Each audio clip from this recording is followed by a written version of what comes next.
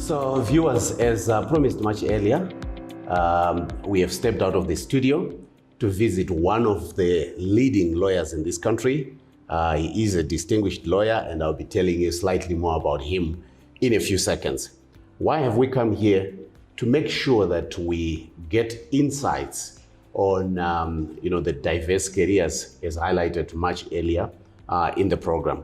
And of course, the career that we want to dissect today, that we want to get more insights on today, and a lot more will be coming in terms of the other careers. So today our focus is law, and I'm excited, we are honored to have Advocate Kenan Dube on the program. Now, let me give you a bit more detail about Advocate Dube. He is a distinguished lawyer, commercial lawyer that is, with extensive experience in corporate leadership, governance, and national and cross-border investment. A registered legal practitioner in both Zimbabwe and Botswana. Now, Advocate Dube is a World Bank consultant on organizational design and restructuring. Very, very exciting biography that we have. He chairs a number of boards, and currently he chairs the Hippo Valley Estates and also the Deposit Protection Corporation of Zimbabwe board. He also holds other directorship positions in several Zimbabwe Stock Exchange listed companies, and these include Old Mutual Life Assurance Company and Bata Zimbabwe Limited. Now, Advocate Dube played a pivotal role in the establishment of the Midlands State University, a big university in this country, serving as its council chairman until 2016. Additionally, he was a director of Barclays Bank, now First Capital Bank, until 2018, and this is an exciting one. Advocate Dube was chairman of Delta Corporation Limited for 18 years until 2021. He's a man who has achieved a lot. He's the founder and chairman of the Quality Corporate Governance Center, Private Limited, trading as Zimbabwe Leadership Forum, ZIMLEF, a pioneering organization in Zimbabwe. And through ZIMLEF, he has presented numerous papers and facilitated workshops on corporate governance principles, director responsibilities, and ethical leadership, both domestically and regionally. He was a member of the African Peer Review Mechanism, reviewing Namibia's national corporate governance practices from 2020 to 2021. Advocate Dube is a lecturer at Midlands State University. That's for the MBA Graduate School of Business Leadership class, and also the author of Corporate Governance, Non-Executive Directors Independence, Fact or Fiction. This was written in 2008. And the National Code on Corporate Governance in Zimbabwe, written in 2014. Advocate Dube is a former president of the Law Society of Zimbabwe. He's a former councillor of the Commonwealth Lawyers Association and a former external examiner for procedural law at the University of Zimbabwe's Law Faculty. I will conclude by saying he's also a former prosecutor. So in terms of experience, I think he will give us some really exciting insights and perspectives on this career. Now, Advocate. Sure. We are honored to have you on the program. Thank you so much for joining us. Thank you, Lovemore, and thank you, colleagues from the Herald, for having me. Thank you very much. Advocate, let's start where this career started. All careers started school. Maybe you could chronicle, in summary, your journey at school, your experiences, and if I may add in there, how did you get to choose your career? Was there any career advice given? By who? Would love to know, so that our learners, our youngsters who are looking forward or maybe considering a career in law, can also get advice from you. No, thank you very much, colleagues and viewers and listeners. Kenan Dube is born out of peasant parentage. Grew up in the rural setting, grew up in Chiwi North, and experienced the life of waking up early, till the soil, and go to attend primary education barefooted. And so that was the background. And the parents would till the soil to raise school fees for me. So let me come to the question, how did I choose to become a lawyer? Funny enough, Lovemore, I never was meant to be a lawyer. You were never meant to be a lawyer? Never meant to be a lawyer. Okay. I became a lawyer certainly by accident. Okay. Certainly by an experience which was quite inconveniencing and which I found very painful. But let me relate to it now. But before doing so, let me say this. My parents had no capacity to influence the choice of what I was to become. The only child they had who had progressed well into university education was their firstborn, who had done a degree in BA and was a teacher. So if they were to have a hand in choosing a career for me, they would be talking about being a teacher. Becoming a teacher. But they never had a chance because I never allowed them, I never even availed that to them as an opportunity. But one thing, viewers, you must bear in mind is that an experience such as one which I have related to you was one which carved out two principles out of me. The first was, never again would I want to live this life of waking up, tilling the soil, going to a school barefooted, bristling with poverty. And I said, my children should never experience this. So as a principle, I said, no, this can't be a life to be lived by my children. Second principle was that all you need is what you have. I didn't have anything, and I realized that all I could do to change my circumstances was hard work and my brains. So I combined the two to then progress to when I went to Bernard Muzeki after Diadaya for my A-levels. Bernard Muzeki in Marondera. Yeah. At O-level, I did very well, both in humanities and in the sciences.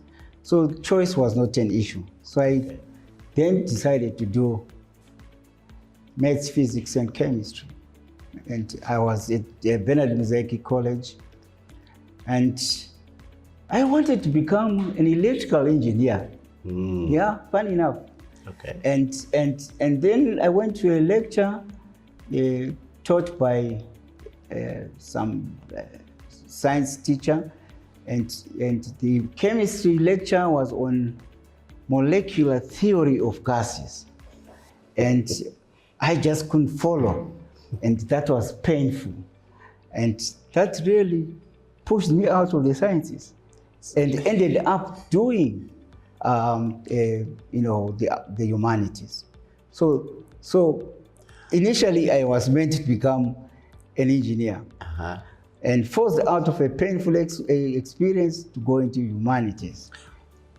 I'm tempted to ask a question there. You said you was talking about molecular gases and you couldn't follow. I couldn't. So did you choose to leave the sciences class, or were you pushed out by maybe the teacher or the system? No, it was just a momentary decision. It was painful, I could not follow, and it was out of my character to listen and I don't get to know what is being taught. Then I decided that's not my area. And I just told my lecturer that, look, that's not my side. So you were there for one day? I was there for one day. Amazing story. I want to believe that viewers, there are many of you that will relate with this story. So, advocate, please proceed. Then I did the humanities, English literature, geography, and history. Enjoyed. You enjoyed? I enjoyed. I would read so many novels, passed. Did I choose to become a lawyer, and was it a conscious decision? No. I was friends with the late Justice Chatikobo and the current Judge Moses Chinengo, who were a class ahead of me. Okay. And they were now at University of Rhodesia Law School. So when I was saying, so what do I become now that I've passed? I looked to peers who had chosen a career ahead of me and whom I admired, whom I thought a lot about. And I said, I want to become who they are without even telling them. So peer admiration helped in the choice of becoming a lawyer, which I did make at that point in time. So Advocate, just for the benefit of our viewers, did you speak to the peers just before you started in order to make a choice at university, or had you just started? At what stage did you, I want to believe you spoke to them, I think, or did you just admire from a distance? I just admired. I'll tell you, Justice Chatikobo was an orator. Okay. He was our, what do you call it? Head boy? Head boy or whatever, but something better than head boy at the high school there.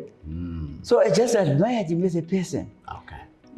Judge Chinengo, intelligent, quiet, but not as articulate as Chatikobo. So I admired both for different reasons. Okay. So I never asked them. I just followed their choice. I just followed what they were doing and admired, and then joined for that reason. Wonderful, wonderful. Okay, so for the benefit of our young people again who might be excited about the law profession, would it be fair for me to ask you, what are the requirements for one to get into university for this program? Well, back then it was tough. Okay. Let me be very clear.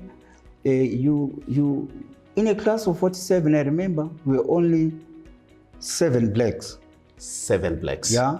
And is this at high school or at university? At university. Okay. Yeah. And you could not get in without, I had 14 points. And I guess if you had anything less than 13 points, you would not get in. Couldn't. Yeah. So it was bottleneck, philosophy of weeding people of our color and getting whites. More whites. Yeah, more whites. Okay. Yeah.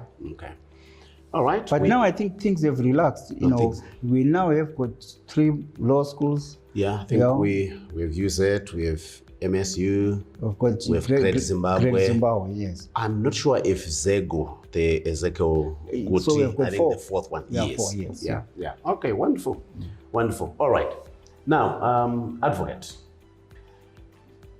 when you started, now you finished law school at university, and you started working. What were you when you started? What was your entry-level job? Entry-level job, funny enough, was just an ordinary public prosecutor. Public prosecutor? Yes, I joined the Ministry of Justice in 1980 at independence. In fact, viewers, I was the first black attorney in the AG's office under Brandon Tracy. And we were quite very few. And I was deployed to my hometown, Masvingo. And you said I should joke. And when my father heard that I was now working from Masvingo, he came to see me in action and did not realize that, there is absolute silence required if you are in a court.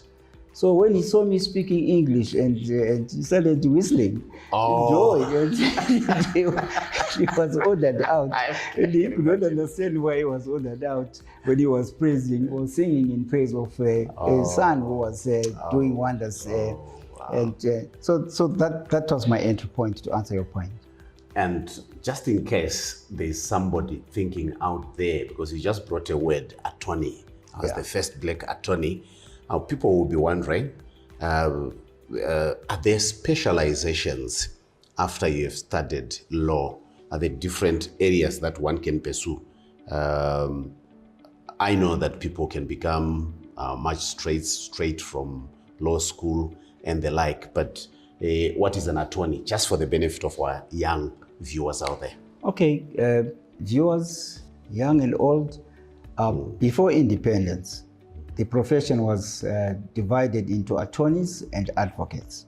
Okay. An attorney will not appear in court, will prepare briefs for an advocate to argue the case. Okay. At independence, the new government realized that to keep a divided profession would disadvantage young and upcoming lawyers. So they fused the profession into one and called both attorneys and advocates legal practitioners. Okay. So as we speak right now, legally there's no such term as an attorney or advocate. Okay. We are all, legal practitioners with right of audience in all the courts, including the Constitutional Court. Wonderful. Yeah. Now back to my question. I wanted to find out whether you had all the necessary skills relevant for you to perform well when you started. And if not, how did you realize, or did somebody make you realize that, oh, there are skills gaps here? And what did you do to address that? I'll give you context to this question. Sure. I want to believe, and research shows, I was looking at the World Economic Forum report, that is the Human Capital report, and they have clearly stated that globally, the educational systems are behind in terms of the skills that industry requires for people to perform at optimum levels. So this is where the question is coming from. Sure. Let me start off by saying there's no finishing line in the acquisition of knowledge. You'll never get to the end of learning. You learn every day. And indeed, J.C. Maxwell says, leadership develops every day and not in a day. So everywhere, wherever you are learning. In any interaction, you are learning. And I can tell you, in my first job, I was learning and learning every day, reading dockets, appearing in court every day. But I quickly realized that that was not where my academic level was supposed to rest. I then said, look, I needed to go back after my first degree, back to the law school and did my second law degree to qualify as a better practicing lawyer. So I have got 2 law degrees. But let me quickly say, I then also realized that in life, just being a lawyer is not adequate. Just being a lawyer who goes to court and defend is not adequate. I realized that for you to leave a legacy you are proud of, you need to do much more. So I then said to myself, I need to go into the regime of ethics. Study ethics, and just saying to myself, do I know right from wrong? Do I make the appropriate choices when I make decisions in life, whether in the profession, out of the profession, whether at the family level or at the business level? Ethics for me started counting. And to this very day, they've helped me. So I'm also saying to viewers, start where it matters most. Be a good personal governance practitioner. Know yourself, know your weaknesses, and be able to devote time to correct your weaknesses and to perfect better wherever you are sitting in terms of your strengths. I also quickly realized that, being a lawyer is silo-minded. Yeah, and there is a whole world around you. Sure. So I then decided to say, at a first degree level, I'm a lawyer, yes, I'm practicing, I've got the experience, But I needed to know much more in business. So at an MBA level, I went to MBA to study business and how it is administered. And I found it very exciting. Yeah, I went into a 2-year program, and when I came back to practice, my worldview had changed. Wow. I would understand clients from business better.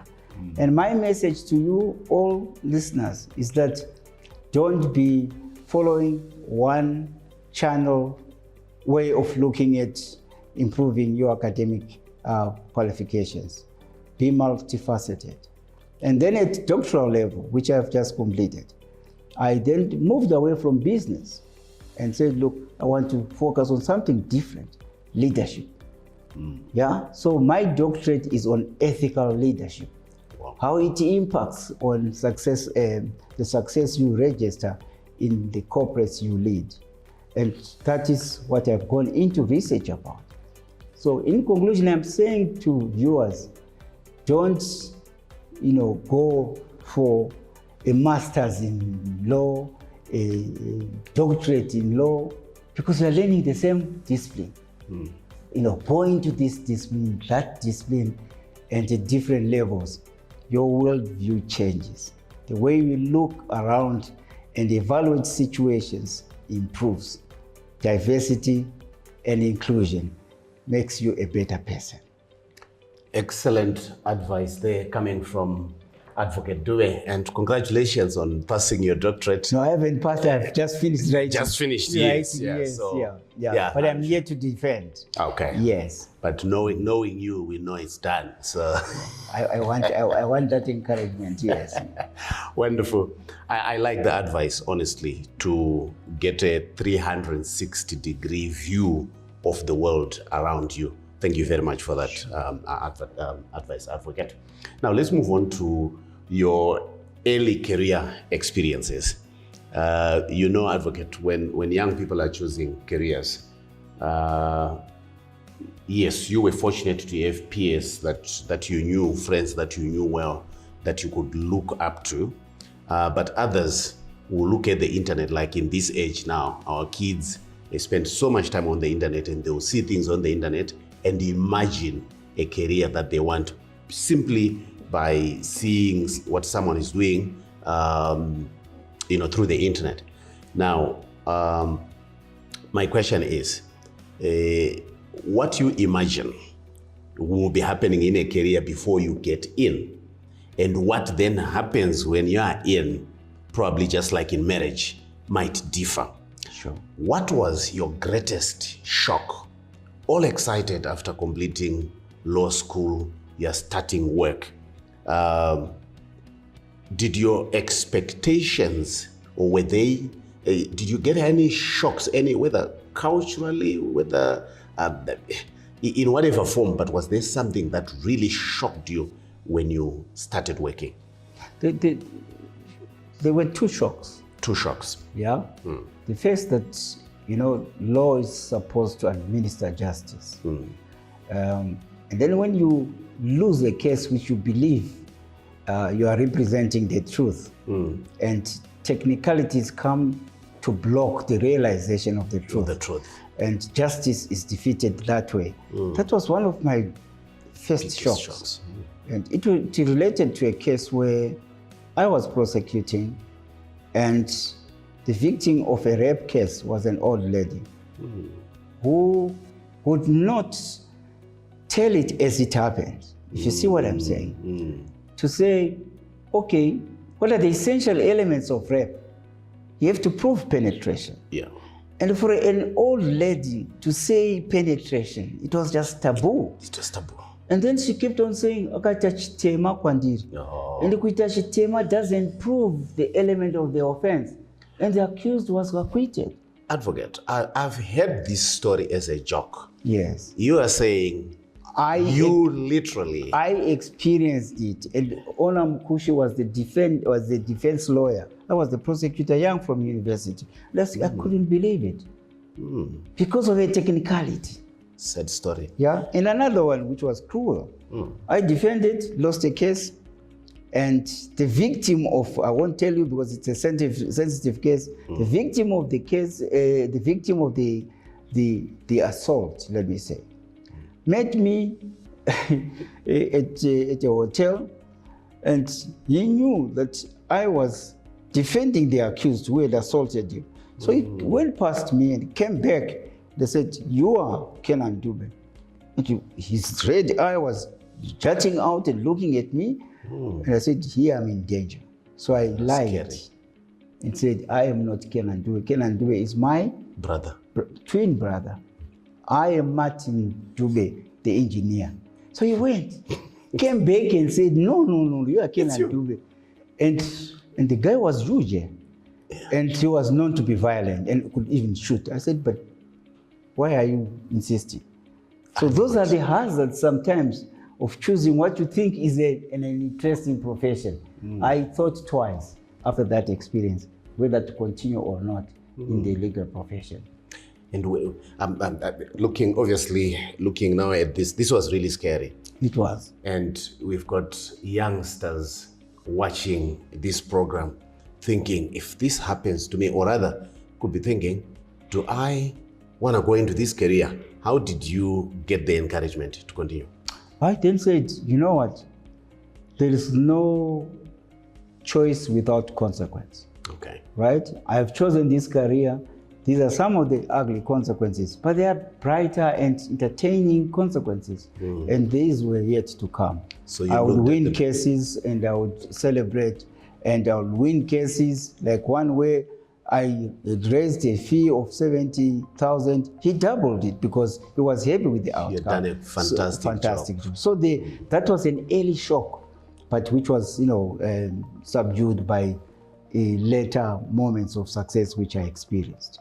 Yeah. So you looked at the positive side of the career. Absolutely. Fantastic. Now, advocate, I'll digress slightly here. As chairman of several boards that you have chaired, and I'm going to link this to law as well. As chairman of several boards, you have had the privilege of working with and also raising, I want to believe, young people, maybe into the position of CEO or at other executive levels. Sure. And I think you've had the same experience working with young lawyers here at the law firm that you lead, Sure. Due Manikai and Wacha legal practitioners. Sure. What would you say, because I believe this is there, with generational gaps, I think the worldview probably also changes. Yeah. What would you say, what are you observing in terms of critical skills, critical qualities that are often lacking in young employees? And this relates to both executives that you have maybe worked with in the different boards that you have served, either as chairman or as a director, and also here within the legal fraternity. So the question is, what are the critical qualities or skills that are often lacking in young employees that hinder their success? Maybe let me link these two, and what can experienced employees also learn from the younger employees? I say this also from experience. You see, when you have older employees and younger employees, there is often conflict that happens, and the younger people think the older employees don't understand us. The older employees think, the youngsters, they have their own perception. I don't know how to put words into your mouth. So what is it that can be done in terms of strategies to also bridge this gap between the older and the younger, so that the objectives of the business or organization that they both work for can be achieved? Quite a mouthful in there. Yes, but I'll summarize it like this. There are generational gaps. But I've learned that the youth, by whatever definition, have their shortcomings, have what it takes to lead and to contribute positively to leadership debates and insights. But what is lacking in the youths of today is an understanding of avoiding shortcuts. Okay. You can't become a millionaire today when you started work last year. But this is what is characterizing what we see and experience nowadays. That's true. The longest distance between 2 points is a shortcut. And you don't achieve what you want to achieve. Through shortcuts. So what I'm saying out there to the youth, you can be a board member, like I did at the age of 24. 24. And go on to become a chairman of an international organization, as I became.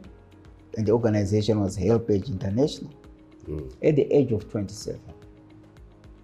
And one thing which I keep relating to is it's you who makes who you should become. And when I say it's you, it's your character. If you don't have a good character, you may have thousands of degrees. Good jobs will come and filter through your hands. So good character for me is very important. Knowing good from bad and having the guts to do the right thing all the time. This, colleagues, is what has carried me in my life. Fantastic. I would have wanted to ask you what is character, but you just answered that, knowing good from bad. Lastly, advocate. Sure. Any challenges? I know maybe you've already answered this one because you gave us the challenges that you faced, the obstacles. But maybe any other challenges that you might want to add that you have faced in your career and that our young people should be aware of, and what it is that they could do to also avoid if there's a way of doing so. The challenge which I came across is the challenge of looking after many people because of your background. Youngsters of nowadays are coming into societies better placed to look after themselves. That's true. But our challenge, and the challenge which we had when we were earning very little, was to look after so many. And feeling that if you are the only limelight in a world of darkness, you get dwarfed and you are not getting to where you want to be. So the first challenge is, although you youngsters are coming through at a better level, in a better situation than all of us who came before you, always remember to extend a hand of help to those in need. And if you know that whatever you have, a bit goes to the needy, you sleep well, I can tell you. And they say the surest way to get is to give. So you can't get if you don't give. And the Lord we worship is for the good and the fair. And the fair is when you give, and the good is when you give greater than what you have. So that is my concluding remarks, Lovemore, and thank you for having me. I would hope that I have said something of value, but if I didn't, it's not for lack of trying. Viewers, I hope you really have enjoyed this session. It has been very, very insightful, very informative, full of advice. And thank you for watching. We look forward to having you again in the next episode. So let's have your comments. I want to encourage you, share your views, your comments in the comment section. You can send us your feedback as well, either by calling or via WhatsApp on mobile number 0779 039 124. Would love to hear from you. Tell us your views, your comments on what we were discussing with Advocate Dube. So Advocate Dube, Thank you. thank you so much. We really appreciate what you have shared. Thank you so much. Thank you very Appreciate much. it. Thank you.